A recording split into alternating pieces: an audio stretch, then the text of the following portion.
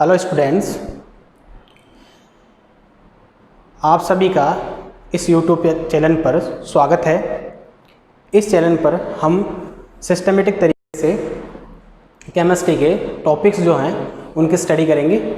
तो हमने कुछ ट्रिक्स वाले टॉपिक्स हैं वो भी इसके अंदर हम यूज़ करेंगे, और कुछ सिस्टमेटिक जो हम चैप्टर वाइज जो चैप्टर्स होते हैं उनको हम इंक्लूडेड करते हुए हम बहुत अच्छे से इनकी स्टडी करते हैं। तो आज जो हमारा चैप्टर है वो चैप्टर फर्स्ट है हिंदी मीडियम के लिए,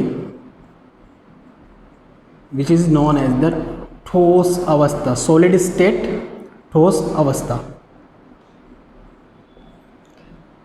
तो हिंदी मीडियम के लिए ठोस अवस्था जो फर्स्ट चैप्टर है 12th क्लास केमिस्ट्री, उसकी बात हम करेंगे। ठीक है, सबसे पहले यही वर्ड आता है कि ठोस क्या होता है। तो देखो, हमने बात की थी पदार्थ की कहीं ना कहीं। तो पदार्थ वे वस्तु जो क्या करती है, एक निश्चित द्रव्यमान या निश्चित स्थान घेरती है। यानी हम क्या कहते हैं, पदार्थ किसे कहते हैं, जो निश्चित द्रव्यमान रखती है और निश्चित स्थान घेरती है, उसे हम क्या कहते हैं, पदार्थ कहते हैं। पदार्थ की जो हम भौतिक अवस्था के आधार पर जब वर्गीकरण करते हैं उसमें से एक अवस्था होती है ठोस की। ठीक है, तो हम सिंपली यदि डिफाइन करें कि कोई भी वस्तु ठोस कब होगी, तो उसके लिए ये कहा जाता है कि कोई भी पदार्थ है वो ठोस कब होगी, जब उसका गलनांक बिंदु यानी जिस ताप पर वो पिघलता है, गलनांक बिंदु जो है वो कमरे के ताप से उच्च हो, कमरे के ताप से उच्च हो, तो वो वस्तु हमेशा किस में रहेगी, ठोस अवस्था में रहेगी। यानी जो गलनांक होगा वो कमरे के ताप से क्या हो, उच्च हो, देन वो वस्तु हमेशा ही ठोस अवस्था में होगी। कुछ प्रॉपर्टीज है ठोस की जो हम generally 9th 10th 11th class में स्टडी करते हैं, उनकी बात करके फिर हम फटाफट स्टार्ट करते हैं क्लासिफिकेशन ऑफ सॉलिड। तो उनकी बात करेंगे। तो फर्स्ट ऑफ ऑल देखते हो आप कि ठोस होते हैं, उनका निश्चित आयतन और निश्चित ज्यामिति होती है। आप कहते हो निश्चित ज्यामिति, और निश्चित ही क्या रखते हैं, आयतन रखते हैं।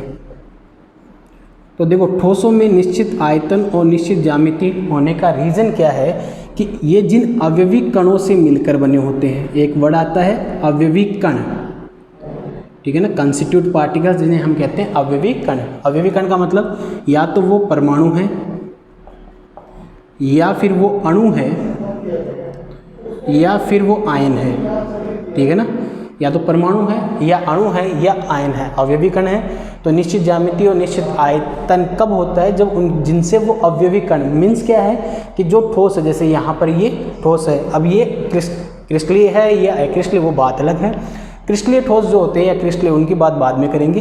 केवल ठोस की बात है जिनसे मिलकर बनता है कोई ठोस, वो हमेशा क्या होते हैं, अवयवी कण। अब किसी में वो परमाणु हो सकता है, किसी में वो अणु हो सकते हैं, किसी में वो आयन हो सकते हैं। क्लियर है। तो निश्चित ज्यामिति कब होती है, तो आपने ग्राफिकल जब देखा है ना, तो स्पेयर लाइक देखा है, मतलब गोले के जैसे हम क्या करते हैं, इसको फॉर्म करते हैं। जैसे यहाँ पर एक अवयवी कण, दूसरा अवयवी कण, तीसरा अवयवी कण, चौथा अवयवी कण, ऐसे। तो इस तरीके से अरेंज करके हम उनकी ज्योमेट्री को शो करते हैं। किया ऐसा? ठीक है, इस तरीके से शो करते हैं। तो निश्चित ज्यामिति और निश्चित आयतन कब होगा कि इनके अवयवी क्या होते हैं, एक निश्चित व्यवस्था में व्यवस्थित होते हैं। मीन्स या तो आपको इस तरीके की मिलेगी, या फिर हमें इस तरफ बना रहा हूँ, इस तरीके की ज्योमेट्री मिलती है जब अवयवी कणों में अध्ययन करते हैं, लाइक दिस।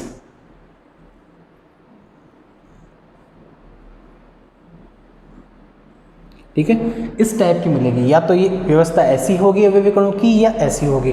तो एक निश्चित त्रिविम में जो उनका एक तरीके से जो त्रिविमीय निर्देशांक होते हैं, उन पर जो अवयवी कण व्यवस्थित होते हैं वो एक निश्चित व्यवस्थापन में होते हैं, इसी कारण इनकी निश्चित ज्यामिति और आयतन होता है। क्लियर है।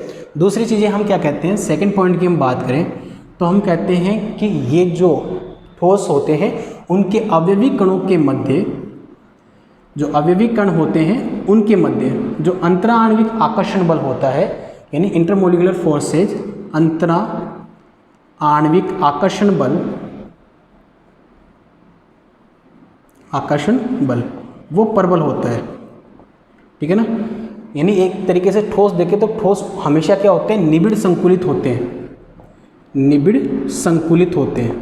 अब देखो निबिड़ संकुलित का मीन्स क्या होता है कि जो अवयवी कण जिनसे मिलकर बना हुआ है ना, वो पास में बहुत सट के रहते हैं। जैसे ये इससे टच हो, ये इससे टच है, जिससे इनके बीच में जो स्पेस बन रहा है ना ये वाला, ये न्यूनतम से न्यूनतम बने। क्योंकि ठोस बनने का कारण ये है कि वो ये चाहते हैं कि उनके बीच में जो स्पेस हो वो कम से कम हो, ताकि उनका घनत्व जो होता है ना वो बहुत ही उच्च हो। क्योंकि यहाँ पर वॉइड्स बढ़ेंगे या रिक्ति बढ़ेगी तो उससे उसके घनत्व के मान में क्या आती है, कमी होती है। तो अवयवी कण जो होते हैं वो निबिड़ संकुलित होते हैं, पास पास अरेंज होते हैं, जिसके कारण इनके अंतराणविक आकर्षण बल क्या होते हैं, प्रबल होते हैं। एक ये कैरेक्टरिस्टिक्स पढ़ी है। फिर इसी में आप कैरेक्टरिस्टिक्स जो पढ़ते हो आगे, वो इस तरीके से पढ़ते हो कि ठोस जो होते हैं उनके अवयवी कणों के मध्य रिक्त स्थान जो होता है वो बहुत ही कम होता है, ठीक है। और रिक्त स्थान बहुत ही कम होने का रीज़न क्या है कि ये अपने को बहुत निबिड़ संकुलित रखते हैं, जिससे इनके मध्य रिक्त स्थान होता है वो कम से कम बनता है। और रिक्त स्थान कम से कम बनेगा तो इनके घनत्व बहुत ही उच्च होते हैं। घनत्व कैसा होगा इनका, उच्च होगा। क्लियर है। इसी में एक जनरल प्रॉपर्टीज और आती है कि ये असंपीड्य होते हैं। मीन्स क्या होते हैं, कंप्रेसिबल नहीं होते हैं। मतलब इन पर आप दाब लगाओगे तो इनके आकार में कोई परिवर्तन नहीं होता। उसका रीज़न ये होता है कि ये जो ठोस के कण हैं, इन ठोस के कणों के मध्य स्थान इतना ज़्यादा नहीं होता कि जैसे इस पर फोर्स लगाया जाए तो इससे बने हुए अवयवी कण हैं ना, उनको स्क्वीज किया जाए, यानी उनको क्या किया जाए, दो जोर लगा के या दाब लगा के उनको बहुत ही दबाया जाए। इतना रिक्त स्थान यहाँ पर नहीं होता, इसलिए कैसे होते हैं, असंपीड्य होते हैं। अगेन कैरेक्टरिस्टिक्स की बात करें तो इनमें केवल और केवल अपनी माध्य स्थितियों के मध्य कंपन होता है। विच मीन्स क्या है कि जैसे एक ये कण है तो ये कण इस तरफ क्या करेगा, वाइब्रेशन करेगा, या इस तरफ क्या करेगा, वाइब्रेशन करेगा। क्लियर है। या तो अप डाउन वाइब्रेशन करेगा या लेफ्ट राइट क्या करेगा, वाइब्रेशन करेगा। केवल और केवल अपनी माध्य स्थितियों के मध्य क्या करते हैं, माध्य स्थिति के मध्य कंपन करते हैं। क्लियर है। तो इस चीज़ का ध्यान रखिए कि माध्य स्थिति के मध्य क्या करेगा, कंपन करेगा, ठीक है। और इन्हीं सब रीजन से हम देखें तो इनके गलनांक जो होते हैं ना वो बहुत ही उच्च होते हैं। जो ठोस होते हैं उनके गलनांक कैसे होते हैं, उच्च होते हैं, ठीक है। तो ये कैरेक्टरिस्टिक्स है जो जनरली हम नीचे वाले लेवल पर 10th या 11th में हम पढ़ लेते हैं कि निश्चित ज्यामितीय आयतन होगा, अंतराणविक आकर्षण बल प्रबल होते हैं, रिक्त स्थान बहुत कम पाया जाता है, असंपीड्य होते हैं, गलनांक होता है वो कैसा होता है, उच्च होता है। और केवल जो होंगे ठोस के कण वो अपने माध्य स्थिति से, यानी जो मेन पोजीशन होगी उसी के आजू बाजू में क्या करेंगे, वाइब्रेशन करेंगे, माध्य स्थिति के मध्य क्या करेंगे, कंपन करेंगे। क्लियर है। ये तो ठोस की बात हुई कि ठोस क्या होता है, तो कोई पदार्थ है, पदार्थ की अवस्था है ठोस जो कमरे के ताप से क्या हो, उसका गलनांक उच्च हो, और ये सारे कैरेक्टरिस्टिक इसी को डिफाइन करते हैं। तो ठोस के लिए वैसे कह देते हैं कि कोई भी वस्तु या पदार्थ जिसकी निश्चित ज्यामितीय आयतन होता है क्या होती है, ठोस होती है, उनके गलनांक बिंदु कमरे के ताप से हमेशा क्या होते हैं, उसी अवस्था में वो ठोस में रहेगा। क्लियर है। अगेन इसमें देखें तो ठोस जो है पदार्थ की बात करें तो ठोस पदार्थ में हम, क्योंकि इसमें तो राइट डाउन करने वाली कोई चीज़ नहीं है, अब यहाँ से राइट डाउन के लिए हम बात करेंगे। तो ठोस होते हैं ना वो दो प्रकार के होते हैं। ठोस जो होंगे वो दो प्रकार के होंगे। फर्स्ट ऑफ ऑल देखें तो ठोस फर्स्ट जो होगा वो आपका क्रिस्टलीय ठोस है, क्रिस्टलीय ठोस, ठीक है, क्रिस्टलाइन सॉलिड्स बोलते हैं। सेकंड जो होता है वो आपका होता है एम्फोरस सॉलिड, विच मीन्स अक्रिस्टलीय ठोस, एक क्रिस्टलीय ठोस होता है, ठीक है ना। एक तो आपका क्रिस्टलीय ठोस होता है, दूसरा आपका क्या होता है, अक्रिस्टलीय ठोस होता है। अब क्रिस्टलीय ठोस के लिए हम बात करें तो हम क्या कहते हैं क्रिस्टलीय ठोस के लिए कि जो क्रिस्टलीय ठोस होते हैं, ठोस होगा वो किसी न किसी प्रकार के किन से मिलकर बना होगा, अवयवी कणों से मिलकर बना होगा। और अवयवी कण क्या होंगे, या तो परमाणु या अणु या फिर क्या होंगे, आयन होंगे, ठीक है। तो जिन अवयवी कणों से क्रिस्टलीय ठोस मिलकर बना हुआ है ना, उनकी त्रिविम में व्यवस्था निश्चित होगी। जो त्रिविम होगा यानी 3 डायमेंशन की बात करें, तीनों हम एक्सिस की बात करें तो त्रिविम में व्यवस्था जो होगी वो निश्चित होगी। और त्रिविमीय व्यवस्था निश्चित होने का मतलब उनकी ज्यामिति क्या होगी, निश्चित होगी। ठीक है, जैसे मैं यहाँ स्ट्रक्चर ड्रॉ कर रहा हूँ, जैसे आपके पास बहुत सारी हेक्सागोनल शेप है, यानी षटकोणीय स्थितियाँ हैं आपके पास इस तरीके से बहुत सारी, और इनके जो कोने हैं, कॉर्नर्स हैं, वहाँ पर अवयवी कण उपस्थित हैं इस तरीके से। क्लियर है, अवयवी कण उपस्थित है, विच मीन्स यहाँ पर कोई भी एक अवयवी कण है, यहाँ पर भी कोई अवयवी कण है, देन यहाँ पर कोई अवयवी कण है, इस तरीके से अवयवी कण उपस्थित हैं। अब ये अवयवी कण उपस्थित हैं यहाँ पर, तो आप इनको देखो कि एक निश्चित शेप में ये क्या हो रहे, अरेंज हो रहे। यहाँ पर आप 3 डायमेंशन में देखोगे तो ये 2D अरेंजमेंट है, लेकिन दिख रहा है यहाँ पर, तो सारे जो अवयवी कण है वो एक निश्चित क्रम में व्यवस्थित है। इसीलिए क्रिस्टलीय ठोस में जितने भी कण होते हैं, अवयवी कण होते हैं, वो त्रिविम में एक निश्चित ज्यामिति में क्या होंगे, व्यवस्थित होंगे। ये फर्स्ट पॉइंट होता है क्रिस्टलीय ठोस किसे कहेंगे, तो वे ठोस हो जाते हैं जिनकी त्रिविम में निश्चित ज्यामिति होती है, उन्हें हम क्या कहते हैं, क्रिस्टलीय ठोस कहते हैं। ये फर्स्ट कैरेक्टरिस्टिक्स है। सेकंड, यहाँ पर हम दूसरे गुणधर्म की बात करें तो क्रिस्टलीय ठोस होते हैं ना, वो दीर्घपरासी होते हैं। एक वर्ड आता है यहाँ पर दीर्घपरासी, यानी लॉन्ग रेंज ऑर्डर होता है, यानी कहने का मतलब जो अवयवी कणों की इस प्रकार की व्यवस्था ना, ये बहुत लंबी दूरी तक ट्रेवल करती है, ठीक है ना, और उसके बाद में जाके रिपीट होती है, फिर वापस लंबी दूरी तक, ठीक है। देन ये पैटर्न लंबा चलता जाता है। जैसे यहाँ पर ऐसे बात करें तो आपके पास जैसे मान लो एक अवयवी कण ए, दूसरा बी, तो फिर ये ऐसा अरेंजमेंट कंटिन्यूसली क्या होगा, बहुत लंबी डिस्टेंस तक चलेगा ऐसे, ठीक है। तो जो इसमें पैटर्न पाया जाता है किसी भी क्रिस्टलीय ठोस का, वो बहुत लंबी दूरी पर जाकर क्या होगा, पुनरावर्त होगा। तो दीर्घपरासी व्यवस्था का मतलब क्या है, दीर्घपरासी व्यवस्था जो होती है उसका मीन्स होता है कि क्रिस्टलीय ठोस में अवयवी कण जिस पैटर्न में व्यवस्थित होते हैं ना, वो लंबी दूरी पर पुनरावर्त होता है, लंबी दूरी पर क्या होगा, पुनरावर्त होगा, ठीक है। तो पहली तो ये क्रिस्टलीय ठोस होते क्या हैं, तो अवयवी कण है, त्रिविम में होते, निश्चित ज्यामिति होती है उनकी। देन दीर्घपरासी व्यवस्था, यानी पैटर्न जो होगा वो बहुत लंबी दूरी तक जाकर क्या होगा, पुनरावर्त होगा। क्लियर है। अगेन हम थर्ड प्रॉपर्टीज़ की बात करें तो यहाँ पर दीर्घपरासी व्यवस्था है, उसी में एक व्यवस्था और आती है जिसे हम कहते हैं विषम देशिकता। विषम देशिकता ये प्रॉपर्टी आती है। अब विषम देशिकता का मीन्स क्या है यहाँ पर, कि जब आप क्रिस्टलीय ठोसों में कुछ भौतिक गुणधर्म हैं, यानी किसकी बात होती है, फिजिकल प्रॉपर्टीज़ की, भौतिक गुणधर्म की, उन भौतिक गुणधर्म की बात कर रहे हैं, तो उन भौतिक गुणधर्म की जैसे यहाँ पर लिखे तो तापीय चालकता, तापीय चालकता इस प्रॉपर्टी की बात कर रहे हो, या अपवर्तनांक की बात कर रहे हैं, तो इनका यदि हम अध्ययन करते हैं और अध्ययन करते हैं अलग अलग दिशाओं में, यानी भिन्न भिन्न दिशाओं में आप क्या करते हो, अध्ययन करते हो, तो जो परिमाण आते हैं ना वो भी भिन्न भिन्न आते हैं। जो भी परिमाण आएंगे वो भी कैसे आएंगे, भिन्न भिन्न आएंगे। इसको यहाँ पर देखें तो देखो, ठीक है ना, यहाँ पर देखते हैं तो क्रिस्टलीय ठोस होंगे, उनमें अवयवी कण का व्यवस्थापन होगा ना, वो बहुत ही क्लियर होगा, यानी एक निश्चित व्यवस्थापन यहाँ पर होगा। तो यहाँ पर जो स्मॉल में है वो एक तरीके से कैटाइन यानी धनायन है, और जो बड़े में है वो आपके ऋणायन या एनायन है। क्लियर है। तो इस टाइप की किसी भी क्रिस्टल की व्यवस्था मान लेते हैं। तो आपने क्या किया, इस एक्सिस पर किसी प्रॉपर्टीज़ को कैलकुलेट किया, यानी उस गुणधर्म का अध्ययन किया।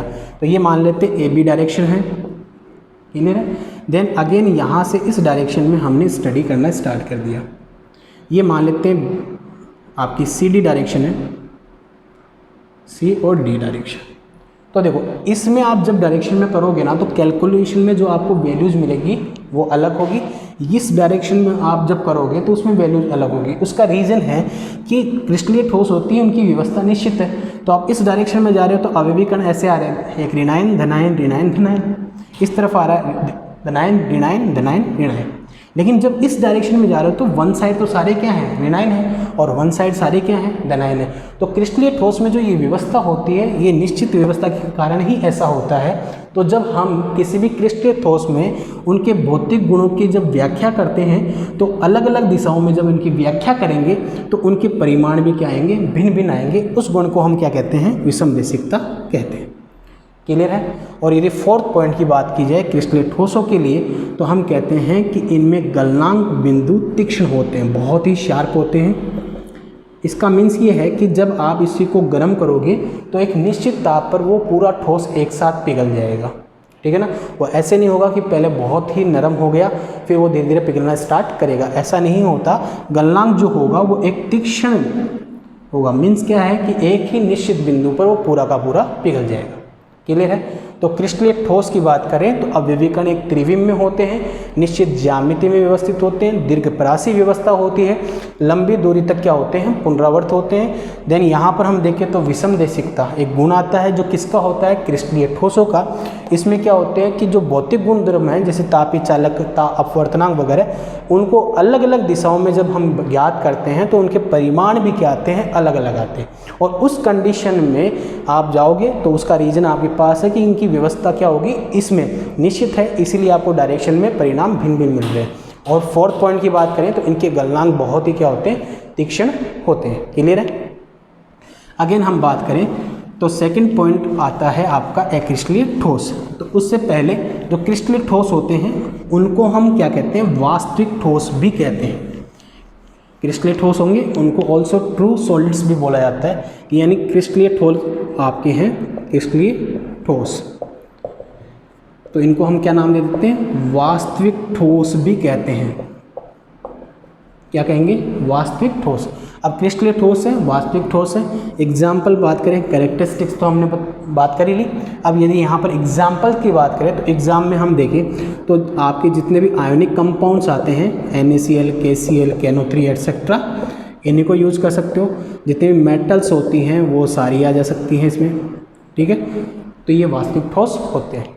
अब नेक्स्ट चलते हैं, दूसरा टाइप कौन सा है, अक्रिस्टलीय ठोस। अगला टाइप होता है अक्रिस्टलीय ठोस। अक्रिस्टलीय ठोस में हम देखें तो क्या होगा कि आप इसके मीनिंग की बात करें तो इसको बोलते हैं एमोर्फस, ठीक है ना। और ये ग्रीक वर्ड है, ठीक है, विच मीन्स A4 होता है नो, एमोर्फस होता है फॉर्म। फॉर्म का मतलब यहाँ पर है आकृति, यानी आकृति न होना, ये वर्ड आता है यहाँ से, ठीक है ना। तो क्रिस्टलीय ठोस होते हैं, इनकी त्रिविम में कोई निश्चित ज्यामिति नहीं होती। मीन्स क्या है, जैसे आपने अभी अरेंज किया था ऐसे हेक्सागोनल, वैसा नहीं होगा। फिर यहाँ पर कुछ ऐसा बन जाएगा, देन यहाँ पर कुछ इस तरीके से, देन यहाँ पर इस तरीके से। तो अवयवीकरण ऐसे व्यवस्थित होंगे कि इनकी कोई निश्चित ज्यामिति नहीं होगी, इसलिए इन्हें क्या कहते हैं, अक्रिस्टलीय ठोस कहते हैं। क्लियर है। अब यहाँ पर बात करें सेकंड पॉइंट की, तो क्रिस्टलीय ठोस की कोई निश्चित ज्यामिति नहीं है। सेकंड पॉइंट में हम बात करें तो गुण जो पाया जाता है वो पाया जाता है समदेशिकता का। समदेशिकता, समदेशिकता का मीन्स ये है कि जो आप भौतिक गुण की व्याख्या कर रहे हो वो इस डायरेक्शन में करो, इस डायरेक्शन में, उसका कोई इफेक्ट नहीं पड़ता, क्योंकि कोई निश्चित ज्यामिति तो है नहीं। इस कारण समदेशिकता में जो भी हम भौतिक गुणों का मापन करते हैं, भौतिक गुणधर्म, वही अपवर्तनांक, तापीय चालकता, उनका जब मापन करते हैं तो भौतिक गुणधर्म का मापन करने पर भिन्न भिन्न दिशा में मान सम्मान आता है। दिशा कैसी है, भिन्न, लेकिन परिमाण कैसा आएगा, सम्मान आएगा। इस गुण को हम कहते हैं समदेशिकता। तो क्रिस्टलीय ठोसों में तो होती है विषमदेशिकता, इसमें क्या पाई जाती है, समदेशिकता का। उसका रीजन भौतिक गुणधर्म भिन्न भिन्न दिशाओं में क्या देते हैं, परिणाम भिन्न भिन्न सम्मान परिणाम देते हैं। रीजन है कोई भी निश्चित ज्यामिति नहीं होती, किनकी, क्रिस्टलीय ठोस होगी। क्लियर है। अगेन हम बात करें समदेशिकता की बात होगी। थर्ड जो करेक्टर आता है वो आता है, ये कैसे होते हैं, लघुपरासी होते हैं। कैसे होते हैं, लघुपरासी। लघुपरासी का मीन्स ये है कि इनमें जब हम अवयवी कणों को व्यवस्थित करते हैं ना तो इनका पैटर्न लंबी दूरी तक नहीं जाता, ठीक है ना। ये शॉर्ट रेंज होते हैं, यानी एक पैटर्न कुछ दूरी तक जाएगा, जैसे यहाँ दिख रहा है, फिर एक पैटर्न कुछ दूरी तक होगा, फिर एक पैटर्न कुछ दूरी तक, फिर एक पैटर्न कुछ दूरी तक। इसलिए इनका व्यवस्थापन जो होता है ना वो लघु परासी व्यवस्था होती है। मतलब जो पैटर्न दिख रहा है आपको यहाँ पर, तो इन अवयवी गणों का एक पैटर्न है, फिर ये रिपीट ही नहीं हो रहा, तो अब नया पैटर्न रिपीट होगा, तो इनका जो पुनरावर्त क्रम है वो लंबी दूरी तक व्यवस्थित नहीं होता। और फोर्थ कैरेक्टर की बात करें तो इनका गलनांक निश्चित नहीं होता, तीक्ष्ण नहीं होता, इनका गलनांक परास होता है। इनका गलनांक क्या होगा? परास होगा। क्लियर है? तो गलनांक परास का मीन्स क्या है कि जब भी हम अवयवी कणों को या एक्रिस्टलीय ठोस को गर्म करेंगे तो पहले वो सॉफ्ट हो जाएगा, फिर वो पिघलना प्रारंभ कर देगा। पहले नरम हो जाते हैं फिर पिघलते हैं। तो एक निश्चित परास तो हो सकती है पर निश्चित गलनांक नहीं होता। परास का मीन्स ये है कि जैसे 100 डिग्री सेल्सियस से उसने सॉफ्ट होना स्टार्ट किया और 140 डिग्री पर क्या हो गया? वो बॉयल हो गया। जैसे 100 डिग्री सेल्सियस से 140 डिग्री सेल्सियस के बीच में जाकर वो पिघल गया। क्लियर है? तो ये परास होती है गलनांक की। वहाँ निश्चित होगा 100 है तो 100, 140 है तो 140 डिग्री सेल्सियस। क्लियर है? अब ऐसे जो क्रिस्टलीय ठोस होते हैं इनकी नेमिंग यदि हम करें तो इन्हें हम आभासी ठोस भी कहते हैं। जैसे इन्हें कहते हैं वास्तविक ठोस, तो इन्हें आभासी ठोस या अति शीतित द्रव कहते हैं, सुपर कोल्डेड लिक्विड कहते हैं। ठीक है? एग्जाम्पल की बात करें तो आपके कांच, प्लास्टिक, रबर, टेफलॉन एटसेट्रा ये आते हैं। क्लियर है? तो इसको हम कर सकते हैं। तो ठोस होते हैं वो दो प्रकार के होते हैं, क्रिस्टलीय ठोस और अक्रिस्टलीय ठोस। ठीक है? यहीं से जो एक एग्जाम्पल है उसका क्वेश्चन यहाँ पर बनता है, उसको देखते हैं। ठीक है? तो देखिए यहाँ पर कई बार बोर्ड एग्जाम्स में क्वेश्चन आ जाता है कि कांच को अति शीतित द्रव क्यों कहते हैं। ठीक है? तो उसकी हम डेफिनेशन की बात करें यहाँ पर तो देखो ग्लास जो होता है वो आभासी ठोस या अक्रिस्टलीय ठोस है। ठीक है? अब जैसे ये ग्लास है तो पुराने जो महल होते हैं उनके दरवाजे खिड़कियों में जो कांच लगे हुए हैं वो धीरे धीरे क्या होते हैं, नीचे से मोटे हो जाते हैं ऐसे यहाँ से, और ऊपर से बहुत ही पतले रहते हैं। ठीक है? उसका रीज़न है कि कांच में अति मंद बहने का गुण होता है। क्या होता है? अति मंद बहने का गुण होता है। ठीक है? तो ये कांच जो होगा वो ऊपर से नीचे की ओर बहेगा, तो यहाँ पर या तो ये दूधियापन ले लेगा, मिल्कनेश हो जाता है, दूधियापन ले लेता है, या फिर यहाँ पर ये नीचे से क्या हो जाएगा? मोटा हो जाएगा। तो इसी कारण कांच को हम क्या कहते हैं? अति शीतित द्रव या आभासी ठोस कहते हैं। कई बार ये क्वेश्चन पूछ लिया जाता है। क्लियर है? तो ये थे आपके ठोस और ठोस के प्रकार, अक्रिस्टलीय ठोस और क्रिस्टलीय ठोस। क्लियर है? इसको पढ़ते रहिए, कंटिन्यू कीजिए। Thank you very much.